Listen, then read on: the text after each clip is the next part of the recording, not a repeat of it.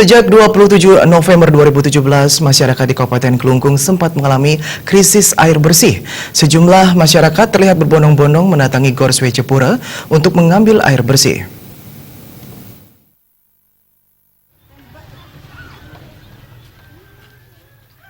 Sejumlah warga di Kabupaten Kelungkung membawa jerigen, ember, hingga galon untuk menampung air bersih di keran yang terpasang di Stadion Swecapura Kelungkung.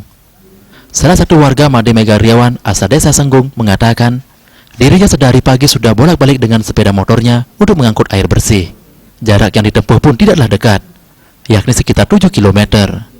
Hingga hari kedua pasca berhentinya aliran air di desanya, belum ada bantuan tangki air dari pemerintah atau imbauan pemerintah untuk mengambil air di tempat-tempat lain.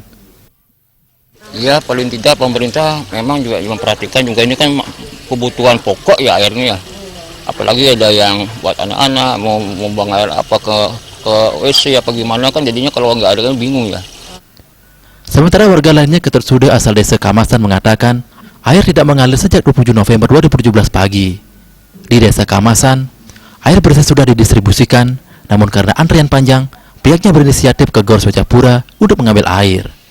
Ampun bagdang doye karena pas ngantri banyak lebih baik yang beriki dan lebih kendan. Ampun pemerintah ampun tanggap ampun bagdang doye ke pos-pos pengungsian ke di samping itu masyarakat sampun sekarang ngambil air nih ke air bersih nih bebas nih dan untuk pengungsi mandi ampun dibawakan dari kedan dari Pak mungkin nih. Kepala BPBD Kabupaten Kelungkung, Putu Widiade mengatakan, krisis air bukan disebabkan banjir lumpur vulkanik, tetapi karena saluran air rusak dan masih dalam proses perbaikan.